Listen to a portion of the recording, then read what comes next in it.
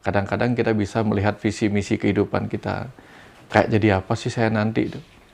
Kalau ada yang mau demikian, lihat kelahiran kita, lalu cocokkan. Misalnya nih, oh, anak yang lahir ini biasanya memiliki potensi menjadi seorang pemimpin. Nah, nanti lihat diri kita.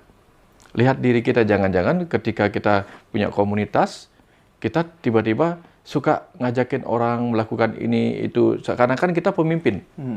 Nah, ini ciri-ciri, tanda-tanda bahwa ternyata saya punya potensi pemimpin. Ada ketertarikan kita menggiring orang. Nah, cuman ketika kita sadar diri kita memiliki karakter kepemimpinan yang bisa menggiring orang, nah itu pentingnya kita paham apa sih kepemimpinan yang terpenting itu.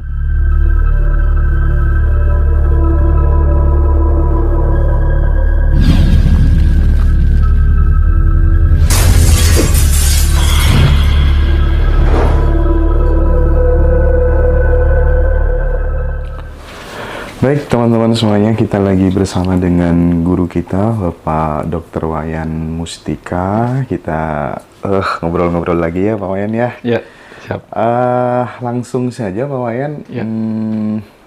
Kadang dalam perjalanan hidup itu semesta itu sudah memberikan tanda-tanda bahwa kelak kita ini bakal jadi orang yang besar, quote and quote gitu ya, bermanfaat buat banyak orang, pelayan dan lain sebagainya gitu. Nah, untuk kemudian mengetahui tanda-tanda itu Pak Wayan, kira-kira dari pengalaman hidup Pak Wayan gitu ya, kan pasti banyak dinamika, problematika hidup yang mengiringi perjalanan hidup seseorang gitu. Nah, apa tanda-tanda semesta yang bisa kita lihat bahwa sebenarnya kita itu dihadirkan di sini itu untuk misi yang besar gitu. Gimana Pak Wayan? Oke. Ada yang menarik nih Mas Hendra. Kita kan percaya nih orang-orang dulu tuh memiliki tanda petik keanehan. Keanehan yang nggak tahu mereka dapatkan ilmunya dari mana gitu. Sehingga mereka bisa mencatat pola-pola, termasuk pola-pola kelahiran. Yang kemudian mereka catat ya dalam catatan-catatan primbon. Kalau di Bali itu ada namanya wariga. Sehingga dengan mencatat hari lahirnya, jamnya, dan seterusnya, mereka bisa melihat dari pola ini biasanya anak yang lahir ini akan kelak jadi begini. Sehingga bicara tentang pengalaman pribadi dulu Mas Hendra. Ya. Waktu SD itu kan saya suka baca wariga gitu. Walaupun itu kelasnya orang gedean gitu, saya nggak ngerti pokoknya. Karena haus pada pengetahuan, saya baca aja. Saya nggak tahu apa yang akan terjadi setelah baca itu, nggak tahu. Tapi ketika membaca itu, yang hari lahir saya, Jumat Legi. Ya, kalau di Bali Legi itu Pahing gitu. Begitu saya baca, di situ tertera satu anak yang lahir pada hari ini, haus pada pengetahuan, dicintai oleh orang-orang suci, disukai orang-orang suci, begitu. Dan seterusnya lah begitu. Itu dua hal yang saya nggak ngerti. Nggak mungkin saya disukai orang-orang suci. Seperti pendeta gitu kan. Soalnya kalau di Bali kan, ya namanya pendeta itu kan kita harus belajar bahasa halus. Ya nggak mungkin lah, nggak mungkin versi saya waktu itu. Gitu. Haus pada pengetahuan, iya. Karena saya memang selalu pingin tahu apa hal gitu. Tapi nggak ada yang bisa ditanyain gitu, zaman itu gitu. Ya itu saya akui ya gitu. Yang ini yang nggak gitu. Nah, belakangan kemudian setelah sekian tahun saya mengalir bersama kehidupan gitu, ya saya suka belajar, baca ini, baca itu, baca Bhagavad Gita segala macam lah. Itu nggak ada hubungannya dengan apa yang saya baca di primbon gitu. Dan beberapa tahun belakangan ini setelah menulis buku itu dan seterusnya, lah saya jadi dekat dengan orang-orang, para pendeta, para pinandita, pemangku. Di situ baru saya ketemu ada kaitan. Oh ya benar juga sih. Jadi saya nggak dipengaruhi oleh apa yang saya baca tentang kelahiran itu. Dan sekarang tahu-tahunya sudah saya seperti mengikuti alur itu. Apa yang saya mau katakan di situ? Ketika dulu itu saya hanya mengikuti. Tidak baca tanda-tandanya, tapi mengikuti. Mengikuti ketertarikan saya. Misalnya suka baca, iya. Apapun yang saya tertarik pelajarin, saya pelajarin. Apapun yang saya tertarik pingin tahu, ya saya pingin tahu. Orang bisa begini, saya harus bisa. Orang bisa begitu, saya harus bisa. Walaupun hanya sedikit. Nah, ternyata semua proses itu adalah apa namanya, tanpa sengaja itu menjadi proses saya menjadi seperti pola yang dicatat oleh orang-orang dulu. Nah, jadi dalam hal ini kemudian saya bisa berbagi pengalaman ini bahwa kadang-kadang walaupun nggak harus seperti itu ya, kadang-kadang kita bisa melihat visi misi kehidupan kita kayak jadi apa sih saya nanti itu. Kalau ada yang mau demikian, lihat kelahiran kita lalu cocokkan.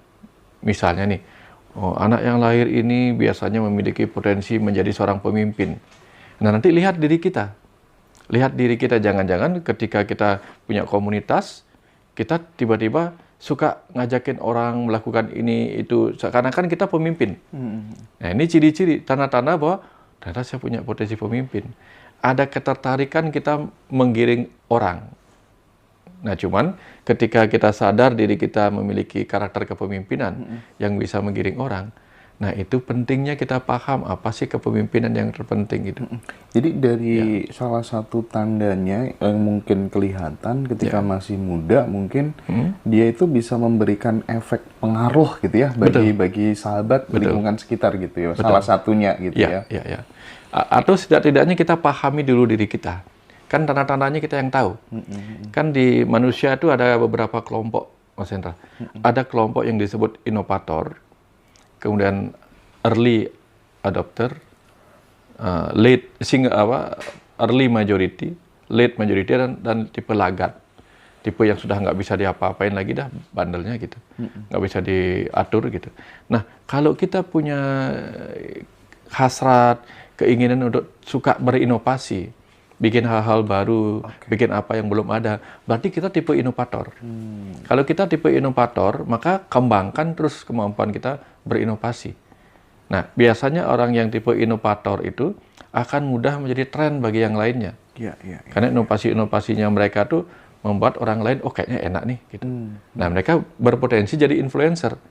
Jadi jangan dulu melihat tanda-tanda di luar, lihat tanda-tanda di dalam, ketertarikan kita dan sebagainya. Atau kita adalah tipe adapter, jadi gampang beradaptasi. Oh, kalau orang begini saya ini, kalau orang begitu saya begini gitu. Jadi gampang ikutnya. Nah, ada juga yang early majority. Begitu banyak orang mulai ke sana kita ngikut. Berarti kita jangan belajar menjadi influencer lah, susah biasanya karena kita bukan yang diikuti tapi pengikut gitu. Itu tipenya. Kemudian ada juga tipe yang seperti pernah disampaikan sama Pak Putu. Apakah kita tipe yang entrepreneur, jadi pebisnis, apa kita hanya tipe karyawan? Kalau kita hanya tipe karyawan, ya jangan coba-coba main bisnis. Nanti rugi sedikit, jeblok, nyerah gitu. Karena kalau tipenya pengusaha itu, mereka seperti nelayan yang tangguh. Apapun gelombangnya mereka lewatin. Lah kalau kita digempur ombak sekali udah kelelep gitu, udah jangan.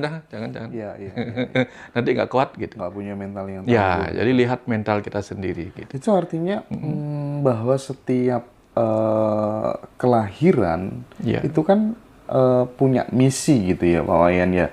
Bahkan kemudian dia jadi anak saya, dia jadi adik saya. Itu semua karena ada lingkaran karma yang berkelanjutan gitu ya Pak Wayan ya. Persis. Karena kita memang disiapkan untuk menyelesaikan utang. Akan ada empat tujuan orang lahir nih Kang, Mas. Satu, karena menebus utang karma, utang pelajaran, dan utang rasa karma. Nah, ini yang menempatkan kita pada sebuah keluarga, pada sebuah individu di mana kita akan disakiti oleh si A atau menyakiti si A dan seterusnya. Itu urusan tautan karma. Terus ada juga orang yang dilahirkan memang untuk bertugas. Entah tugasnya jadi apa, misalnya kamu nanti tugasmu mengantar orang-orang pergi kemana atau menyembuhkan orang, dia akan punya ketertarikan dari awal, ada passionnya. Itu ciri-ciri di dalamnya, Mas. Nah, ini yang disebut dengan tautan karma tadi. Karena ya sederhananya gini sih, Mas. Mas Hendra sebagai seorang influencer sebenarnya Mas Hendra kan tahu kan mana sih yang cocok dijadikan narasumber, mana cocok dijadikan tim untuk perekam gitu misalnya, kan semuanya sama pentingnya gitu. Kalau Mas Hendra suruh saya yang ngedit gitu ya nggak nyambung, kemampuan saya nggak sehebat itu gitu. Jadi Mas Hendra pasti tahu, kamu nanti perannya di sini, kamu perannya di sini. Jadi pas casting itu tahu. Nah, semesta itu lebih tahu lagi. Nah, kamu dalam skenario cerita masa depan tahun ini, kehidupan di tahun ini sampai tahun sekian, kamu bagusnya di situ. Jangan dulu ngambil yang ini, belum saatnya. Gitu.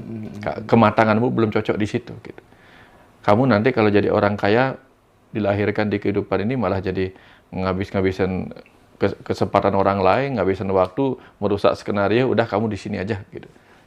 Atau kadang ada roh yang diberikan kesempatan. Kamu coba main gini. Lah dikasih peran itu nggak bagus. Udahlah kamu nanti perannya yang lain aja dulu. Gitu. Biar matang dulu baru main jadi gini. Gitu. Ya, Secerdas gitu. itu ya, semesta itu ya. Secerdas itu gitu ya. Secerdas itu Mas Hendra. Gitu. Tahu mana yang ngerjakan ini, ngerjakan itu. Sederhananya kayak gini sih Mas Hendra. Kalau semesta itu kita anggap sebagai dalang dan kita adalah wayang-wayangnya, semesta tahu, sang dalang tahu kapan wayang ini dikeluarkan, kapan wayang ini dikeluarkan. Nggak mungkin kalau kisahnya Ramayana yang dikeluarin Bima, nggak mungkin. Kisahnya beda.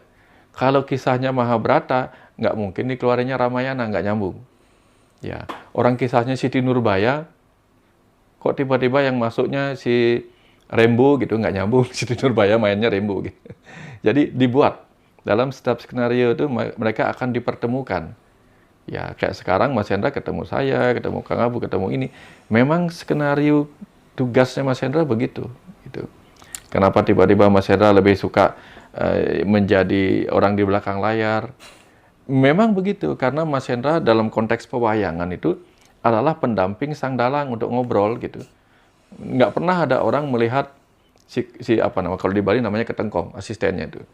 Dia di belakang cuman berikan ini. Yang ngomong si dalang gitu. Tapi tanpa mereka kelabakan si dalang gitu. Ya, nanti tenang aja Mas Hendra, sama-sama dapat ini pahalanya. Sama-sama dapat bidadarinya. Bidadarinya gitu. Tapi 71 ya. 71. Sisanya nanti tak kasih yang lain yang satu. Ya, oke. Menarik. Ya. Nah, ketika ini Pak Wayan ngobrol lagi tentang bahwa semesta itu sudah memberikan tanda kepada kita sejak kecil bahwa kita akan jadi orang yang bisa bermanfaat, jadi pelayan bagi banyak orang itu. Kalau aku melihat gitu ya, banyak dari circle sahabat itu yang dari kecil dia udah ditinggal sama orang yang dia cintai, even itu adalah ibu atau bapak dan seterusnya gitu ya.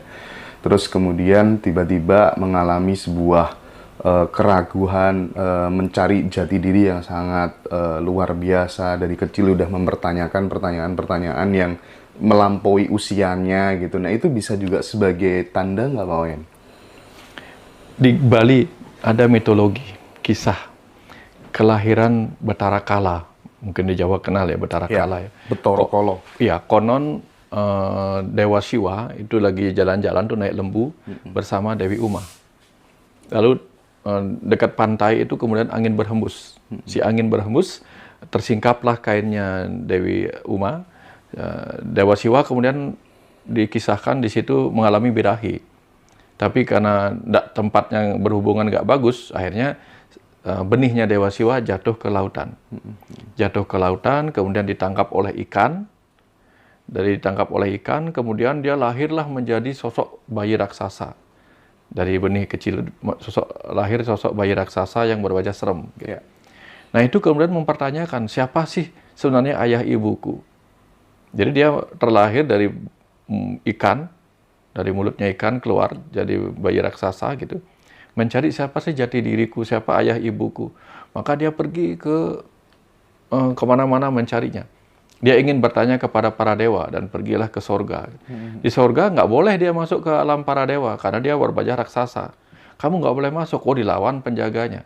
Para dewa dilawan, kemudian kamu nggak boleh. Wajahmu serem, rambutmu gimbal panjang gitu, gondrong, kemudian gigimu tajam gitu. Kamu sifatmu seperti hewan-hewan yang bergigi tajam, nggak boleh masuk ke alam para dewa gitu. Dilawan para dewa, kalah semua para dewanya. Sampai kemudian, sini, itu anakku, sini aku yang kasih tahu dia. Tapi tolong kasih tahu dia, kalau dia mau masuk ke alam para dewa, rambutnya harus dipotong rapi, kemudian taringnya dihilangkan. Nah, apa yang dimaksudkan dalam kisah itu? Kita ini semua adalah benih semesta dari Adam Hawa, Purusa Pradana yang lahir di samudera kehidupan ini. Yang kemudian setelah remaja, setelah giginya tajam, artinya didorong oleh sifat-sifat hewani kita. Ya, kemudian rambut gondrong itu menandakan kita selalu ingin menjadi sifat-sifat raksasa. Raksasa itu bukan hal yang buruk maksudnya. Raksasa itu artinya raksa. Raksa itu menggenggam, memegang, ya, menguasai. Sa itu apa? Satu kekuatan tertentu yang ingin mencari jati dirinya. Siapa sih sebenarnya aku? Siapa ayah ibu sejatiku? Dari mana aku berasal? Akhirnya kita ingin tahu siapa diri kita dan sampai pergi ke alam para dewa. Artinya, kadang-kadang kita sebagai anak remaja ingin menjadi orang dewasa. Syarat-syarat untuk bisa menjadi orang dewasa adalah kita harus hilangkan sifat-sifat animal kita. Simboliknya berupa taring-taring tadi itu. Kemudian kita hilangkan ya keinginan kita tampil serem. Kan kadang-kadang kalau kita remaja kan, oh biar serem lah, biar jadi idola apa gitu. Bukan itu maksudnya. Kalau ingin masuk orang dewasa, harus menjadi jati diri kita. Maka masuk ke alam surga, di mana para dewa ada di sana. Swarga, sward itu artinya cahaya. Para dewa, dip artinya juga cahaya. Sehingga kalau anak remaja ingin masuk ke alam para dewa, dia harus mau menghilangkan semua sifat-sifat animalnya. Alam dewa itu artinya alam dewasa. Nah, karena sebelum itu kita akan ngeraksasa. Ya, menguasai keremajaan kita, segala kemampuan kita. Nah, itulah yang kemudian kita perlu cari. Jadi kita semua ini sebenarnya Batara Kala. Jadi kita adalah yang melindungi atau dilindungi oleh waktu itu. Kita bisa nggak jadi Batara Kala yang melindungi waktu kita selama kita diberi kesempatan di kehidupan ini. Untuk kemudian mencari tahu siapa jati diri kita, siapa ayah ibu kita, dari mana kita berasal, dan ngapain di sini. Itu pesan mendalam dari kisah Batara Kala itu. Ya, jadi kita memang harus mengarahkan diri kita ke situ, Mas Hendra. Baru ketemu potensinya. Gitu. Ini kan akan menarik ketika kemudian setiap orang yang mengalami fase penderitaan, terus kemudian memberikan respon dari dalam, oh ini cara Tuhan untuk nunjuk aku sebagai jiwa yang terpilih gitu ya. Betul. Aku menghadapi kesulitan seperti ini karena aku ini tanda dari Tuhan bahwa kelak aku akan bermanfaat buat banyak orang. Aku harus melewati fase ini gitu. Dengan singkat kata, sebenarnya setiap jiwa itu terpilih, gitu kan kira-kira Pak? Persis. Sejak sperma aja udah terpilih. Nah, dari 400 juta sel sperma, satu itu tampak keberuntungan, itu bukan keberuntungan. Oke, kalau itu keberuntungan, maka keberuntungan itu dimulai dari sebuah usaha. Usaha si sperma menjadi yang terkuat. Oke. Ya, kalau kita bukan yang terkuat, maka kita tidak akan pernah seberuntung itu. Jadi yang namanya beruntung itu kan di dalamnya ada kata untung. Ya. Kalau kita sudah bicara tentang kata untung, maka kita bicara tentang sebuah badan usaha, sebuah perusahaan.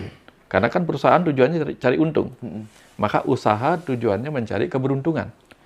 Jadi setiap usaha yang kita lakukan itulah cara kita untuk mendapatkan keberuntungan. Bukannya diam lalu berdoa dan mengharapkan keberuntungan, nggak bisa. Ya, oh petani mengalami keberuntungan. Panennya berhasil dan dia mendapatkan untung. Tapi kalau petani nggak pernah mencocok membajak sawah, menanam benih padi, dia nggak akan dapatkan padi, Mas Hendra. Selalu ada usaha yang mengawali sebuah keberuntungan. Makanya keberuntungan itu adalah ketika usaha kita selaras dengan hasil gitu. Ya. Ya, nggak ada tanpa usaha tiba-tiba kita beruntung. Cuman mungkin